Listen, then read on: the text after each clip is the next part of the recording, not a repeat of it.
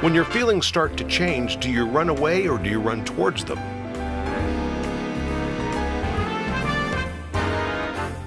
Hello, everyone, and welcome to Love Unexpected, a true story that will take you on a romantic journey that I promise will make you smile, sigh, and believe in the power of love. I'm your host, Tom Howie. This amazing story follows a young woman named Dawn Lawson, who had the experience of a lifetime. She traveled through Poland and Ukraine in 1992, shortly after they had become free from communist control. Her adventure is filled with unexpected turns, twists, and revelations sure to capture your heart and imagination. So let's dive into the story of how she found love that she never expected from across the sea. Thank you for joining us. Off we go. So we're up to Friday, May 22nd. This was your first morning in Ukraine, a country that you've never set foot in, and yet you've fallen in love with the people because of those you'd met in the Donetsk Ballet Company. Yes, and now it was actually time for me to visit their country. I mean, this nation had just become independent like less than 5 months before I arrived. And all the people seemed to be happy about it, but you know, with new independence comes a time of economic and government instability. So during that week, I met so many precious people who were really desperate for hope and wanting to know someone cared about them. The interesting thing is we're right now in the middle of the Russia-Ukraine war, and their history as a people, they've always had an animosity there. And yet the Russian people, which were basically the Soviets, the Russians were the dominant country in the Soviet Union, they had ruled Ukraine for so long, and now suddenly they're free. Yes. And so it seems like history is just repeating itself several years later now. But that first morning, we rode the tour bus into town and we parked in an area where there were artists selling their creations. And of course, there were hustlers trying to sell little souvenirs and things like that. And we didn't have any Ukrainian money. So the people who did speak Russian on the tour took our American dollars and went and found some men who could exchange them for Ukrainian coupons. Coupons? Yeah, that was the currency that they created when they were preparing for their independence. It's shortened a big word to coupon. And they used it, I think, until about 1996. And I just brought some so that you could see them. Very cool. Yeah, because I was looking at some the other day, and now they're called the hryvnia. So it's the larger unit, and the coupon is basically the 100th of, so like the cent to the dollar. Okay. But these look, actually, they actually look like something I would have gotten at Boy Scout camp on the way at the Jamboree. They don't really look very official at all, and they really do look like coupons. That's pretty amazing. Yes. Because of hyperinflation that was happening in Ukraine at the time, Tom, like one of our American dollars could be exchanged for 300 to 500 coupons. Wow, well, that's got to be a huge drain on the economy. What was the economy like at the time? Well, it was really struggling for several years. And I can tell you that many of the people at that time were making what would equal to maybe $1 a week. Oh, my gosh. Wow. Yes. So after that currency exchange, our group headed out to the area where we're going to be ministering that day. And a young man approached me and he began to talk to me, trying to sell me some of his souvenirs. And Willy suddenly appeared and stepped in between us. And then he stayed close to me all the way to Kreshadek. That's Kiev's main street. And there's a city center right there on Kreshadek, and that's where we're going to set up. It was called Freedom or Independence Square, and it was a very busy place. In the middle was a tall water fountain, and there were trees around it, and there was beautiful architecture that surrounded the entire plaza. What I found really interesting was that across the street was a staircase that led up to nothing. I talked to the people who had been on this tour the year before, in 1991, and they said there had been a tall statue of Lenin at the top of those stairs, and that the people of Kiev had just torn it down. And though the city was so beautiful, I did see a lot of people passing through the square that had kind of a sad and hopeless look in their eyes, and it just broke my heart. I mean, could you imagine just like the daily uncertainty that they were living with? And I do have to say, though, there was one group of people that did have a whole different demeanor. They were laughing and they were smiling, and that were the teenagers. The teenagers were heading home from high school, and unlike the U.S., the boys wore suits and ties to school, and girls wore dark dresses and white pinafore aprons. So basically, I'm assuming that things were much like they were under the Soviet Union still, but the post-Soviet time was getting happier, maybe? I think it was just a good mixture of both. Uncertainty financially, but happy that we are not under communist control. That day, we did do a total of 3 street ministries at Krashatik, and we sang in Russian this time, and we did circle dances, and crowds of people gathered, and the preacher would share how much God loved each person and how he wanted to give them joy and peace and comfort in their lives, which is something that they really needed to hear. And we handed out Bibles that were printed in Russian and prayed with whoever wanted it. And these precious people, Tom, they began to thank us by giving us gifts. Like whatever they could, they would give to us. And I was so surprised. I mean, there was one woman who came up to me and she gave me a bouquet of lily of the valley flowers. And I've never seen lily of the valley flowers live before, but I love them because my birthday is in May, and that's the May flower. And I don't know who this woman was, and I don't know why she chose me, but she wanted to bless me, and she really, really did. Then other people gave me pins that represented the city or communist groups that they'd been part of. And I just was going to show you a couple of those here too. So that one's founders of Kiev.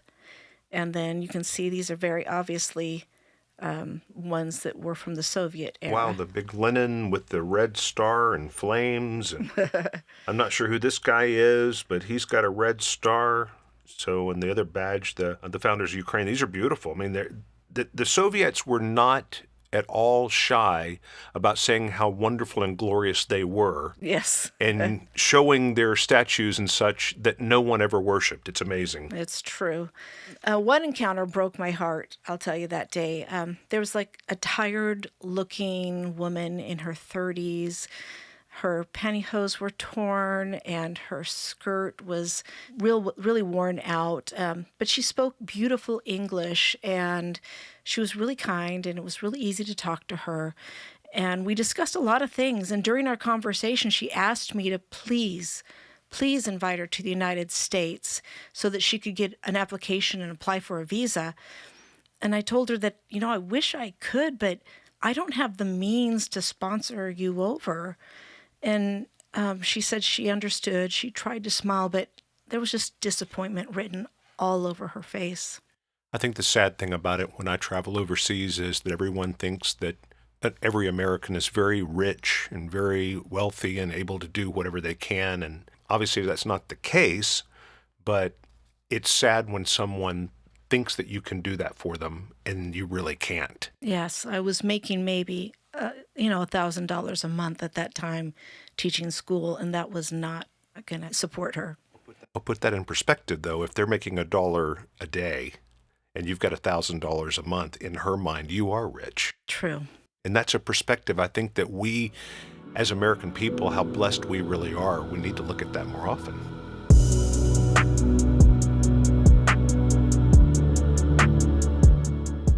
Well, Tom, I must get cold easily because once again in Kiev, I thought it was quite chilly. And I wore my cardigan sweater over my team T-shirt, which was layered over a borrowed turtleneck, but I was still cold. So Willy offered me his gray jean jacket, and I gladly accepted it. So while I danced, he would hold the jacket, and then afterwards I would put the jacket back on. Well, after one of the dance ministry times, I put the jacket on and I put my hands in the pocket and I felt a small piece of paper. It was a 5 Russian ruble, and Willy had written on it "This is message for you. I like you." And it had the capital U, and it was signed W. And it reminded me of middle school, doesn't it remind you? Where you'd write the little notes and it said, "Do you like me? Check yes, check no." Well, I guess that it was meant for me. I mean, he could have written it for somebody else, but it was in his jacket pocket and he gave the jacket to me. So, what do I do? Well, what I did was I just quickly put it back in my pocket before anyone else could see it. So I figured he was still crushing on me. It seemed Willy's pursuit of me was getting more direct. I decided to not look at Willy or mention the note on the money. I didn't know how to react to this. I thought that if I didn't acknowledge the note or ask him about it, then I could pretend that it didn't exist. But there was one problem, Tom. I knew it existed. It was in my hand, inside the pocket, and my mind never wandered far from it.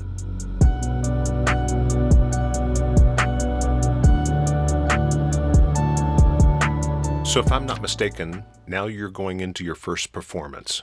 So bring us up to date on your performance now. That performance was at a large theater, and while the dancers stretched on the stage, Willy sat at a grand piano playing music. Tom, all afternoon, I had deliberately stayed away from him so that he wouldn't have the opportunity to ask me if I'd read that note. He would look at me as he played, and once again, I did that really mature thing and would quickly look away. I wondered if he was trying to get my attention or impress me by playing the piano. I have to admit, he did play beautifully. Well, at least your maturity has matured. Last we heard, you gave the side eye and walked on. Now you're just simply ignoring. So that's good for you. But, I mean, the male peacock is the perfect example. He spreads his feathers in order to get the female's attention. So playing the piano, especially a grand piano, is certainly a beautiful thing to get your attention. Did it work? No. So about an hour before the program, the dancers were on the big stage rehearsing our dance, Make His Praise Glorious. And Tom, I just couldn't believe my eyes. But there in the wings of the theater, I spotted my very first Ukrainian friend from 2 years before, the doctor that I'd met at the International Ballet Competition. He was the one that traveled with the Donetsk Ballet, and his wife had been staying with my parents in Tennessee for about 2 months at this point. And she'd written to tell him that I was coming to Kiev and what days I was coming. But since I didn't know where we'd be staying or where we'd be ministering, she couldn't tell him that. So if you can picture this, Tom, Kiev is a huge city. It's 2.5 million people at that time that were living there. How did he find us?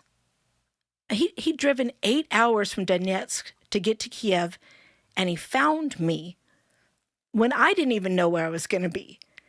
I mean, to this day, I wonder how God directed him to the theater.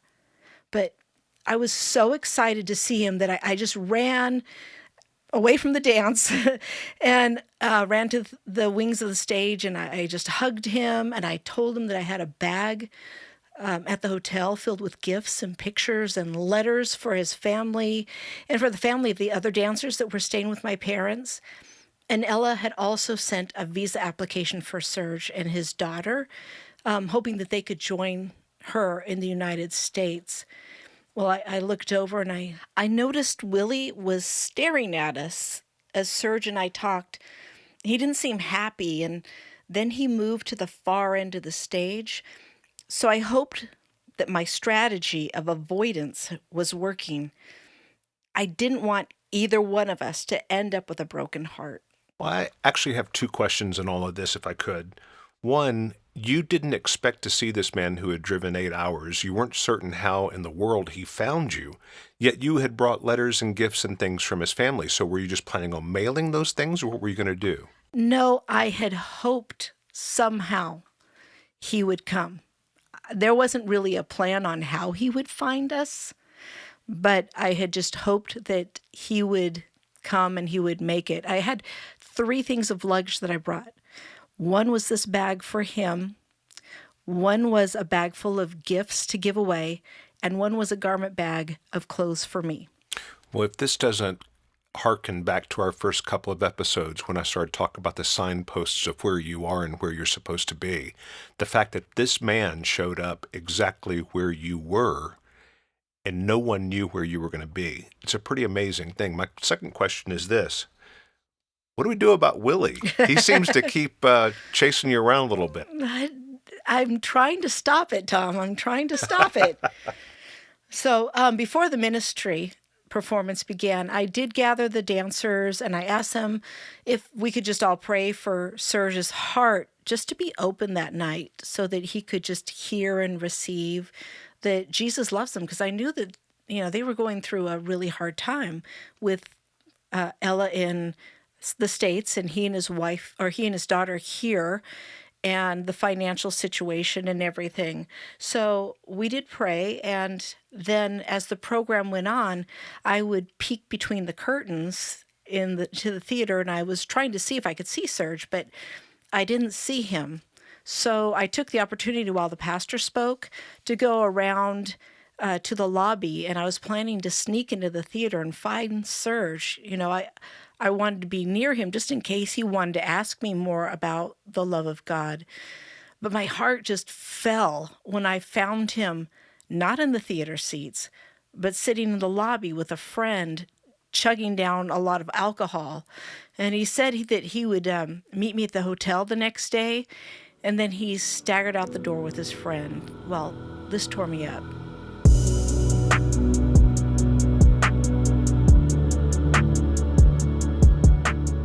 So Ella, Sergei's wife, is back at your parents' house. Yes. You are in Ukraine for the very first time. Yes. Sergei finds you after driving 8 hours in a city of 2.5 million people. Pick up the story there. I went backstage again, and my face must have shown disappointment because Willy immediately walked over to me and he put his arms around me. And instead of avoiding him like I'd planned, I cried on his shoulder. And then I felt something shift inside me, Tom. For some reason, I felt like I was right where I was supposed to be, in his arms and close to his heart. I regained my composure and I pulled away from him because this change in my feelings scared me. In all my dating relationships over the years, though I've been very attracted to several guys, early on in each relationship, something inside me would feel off. Like I knew that even though I liked him, the guy that I was dating wasn't my other half. I knew that these realizations were God's way of helping me protect my heart. So I never really dated anyone for very long because I didn't want to prolong something that wasn't going to work out. But this crazy shift that I was feeling was the opposite of what I'd always felt before. I couldn't understand why I had this feeling that I was supposed to be with him. My brain continued to remind me that I needed to put distance between Willy and me so that I could avoid hurt and distraction. So you came all the way to Poland, now in Ukraine. You met this guy, and you really honestly didn't want anything to happen, even though it had been told you at the beginning of the year that you were going to meet somebody. So tell us about these shifting your feelings. Well, I didn't know what to make of it. And with all these thoughts and emotions confusing me, I was really grateful at that moment to shift my focus away from Willy and onto what God was doing through the program that evening. And then after the program, when the instruments and sound equipment were put away, I sat on this little table in a room backstage talking to the dancers, and Willy walked in. He walked past me and over to the other side of the room and started talking to some guys over there. And I don't know why, Tom, but I began to shiver, and it wasn't because I was cold. And I had this strangest feeling that he was supposed to be sitting with me and talking to me, not someone else. Well, of course, I told myself, that's silly, that's selfish, but I didn't want to admit that I felt like something was missing when he wasn't around me, because I truly didn't want to feel this way about him. I just wanted to spend this last week doing outreach with these new friends. So I take you back once again to the words of Sue earlier in the year, a prophecy, if you will, that not only you'll go on a trip to Eastern Europe and have ministry time there, but sometime in this year, you'll meet your husband and be married. So my question now, do you start putting that together in your mind, or is that still out of your mind? That's completely out of my mind. Of course, it's sitting somewhere in my unconscious, because she hadn't said that they would happen at the same time, so I didn't equate them as happening at the same time. Though people said, oh, find your prince while you're there, I thought, it's a 2-week trip. I'm not going to find him. Plus, I'd already looked at all the bios of all the people going, and I didn't see anyone that really sparked me. So I thought right now was the time that I was fulfilling that part about going to Eastern Europe on the outreach trip. And that was just so exciting to me. And all I really wanted was just to be in the moment and enjoy it. Because I didn't fly halfway around the world to develop feelings for a man that I was only going to see on a team during a 2-week trip. There was time for God to introduce me to my husband when I got back to the States. So I told myself again not to get distracted. And so I decided to try and put mentally some blinders on my eyes so I could keep focused on my reason for being on this trip. I think that's actually an interesting lesson, because sometimes when someone puts blinders on, they don't want to see anything around them. They want to keep pressing forward. And what happens? Look what happened to you. Yep. So here we are, riding back to the hotel. We grabbed our cold cuts, our cheese, our cucumbers and tomatoes, which seemed to be in abundance there. And then we headed back to our rooms. And of course, Willy asked to join Trish and me. And I'll tell you, Tom, just like you said, where I am at this point, I'm at war with myself. When I put these blinders on, it's like my mental and emotional parts of myself was just fighting. And I was questioning, why wasn't God helping me guard my heart like he had in all the years past? Because this was not in my plans. In order for me to keep my guard up, I'd have to try harder and keep my distance from Willy for the next week. The interesting thing about what you just said is, if in fact you hadn't kept your guard up, if you didn't realize that this was what is happening in your life, then if you knew the outcome, you'd try to make it all happen. And none of this would, because the pieces just don't really fit unless you don't think this is where you're supposed to be. This is a beautiful story, and I really am enjoying hearing it. Well, that wraps up this episode of Love Unexpected. Please join us next week for our next episode. To see photos and video clips that go along with this episode, go to our website, loveunexpected.us. You can also find a link to our website in our episode guide. We'd love to hear from you, so email us your comments and questions about this episode to our webpage. Again, loveunexpected.us. If you enjoyed the show, we'd love for you to share our podcast with your family and friends. You can listen to Love Unexpected on your favorite podcast platforms. We invite you to follow our social media at Love Unexpected Podcast on both Instagram and Facebook. We look forward to connecting with you. Our producer for this show and creator of original music is Joe EP Music. Our host, Tom Howie. Our writer is Dawn Pruszkowski.